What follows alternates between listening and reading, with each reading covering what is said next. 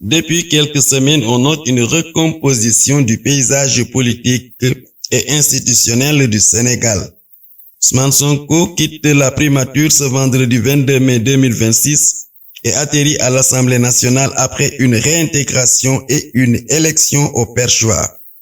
Un banquier Al-Amin Lo devient le nouveau Premier ministre. Un nouveau gouvernement est formé ce lundi 1er juin 2026.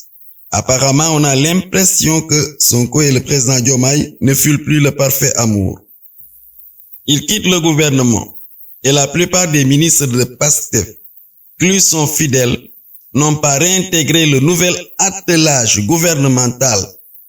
Une cassure, une rupture qui s'annonce entre deux partenaires qui ont longtemps cheminé dans l'opposition avant d'accéder au pouvoir. Le pouvoir exécutif est aujourd'hui incarné par le président Diomaye Faye et la nouvelle équipe gouvernementale. Le pouvoir législatif est entre les mains de la majorité parlementaire Pastef. Cette dernière peut renverser le gouvernement par le vote d'une motion de censure. Nous espérons que le législatif et l'exécutif trouveront un compromis dynamique, comme le disait le président Senghor, en vue de faire face aux urgences économiques et aux tracas quotidiens des citoyens. L'opposition a fait un recours auprès du Conseil constitutionnel aux fins d'annuler l'élection de Sonko au poste de président de l'Assemblée nationale. Selon le député Tafsir Choy, la réunion convoquée par l'Assemblée nationale est nulle et d'une nullité absolue. Toujours selon lui, ils ont violé toute la procédure du début à la fin, envers et contre tout. Pastef restera majoritaire au sein de l'hémicycle, quelle que soit la décision prise par le Conseil constitutionnel. Par ailleurs, il faut préciser que la Constitution confère de larges pouvoirs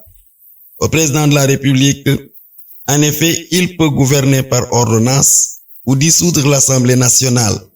Mais il doit savoir que c'est lui le garant de l'unité nationale et du bon fonctionnement des institutions. Aujourd'hui, il revient aux deux pouvoirs de faire preuve de responsabilité, de lucidité et de maturité. Nous rappelons aux tenants des pouvoirs exécutifs et législatifs que l'État est un ensemble d'institutions et de services dont le bon fonctionnement dépend exclusivement de ceux qui les incarnent et qui les dirigent.